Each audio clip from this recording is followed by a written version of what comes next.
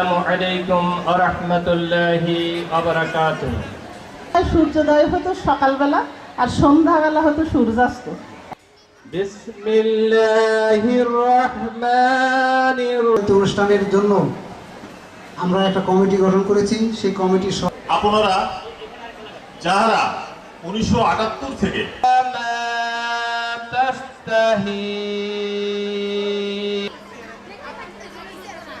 ألا تخافوكم فيها ما تدعون না থাকার কারণে উনি আরো একটা প্রতিষ্ঠানে যাবেন, আমাদের এখানে এসেছেন। আমাদের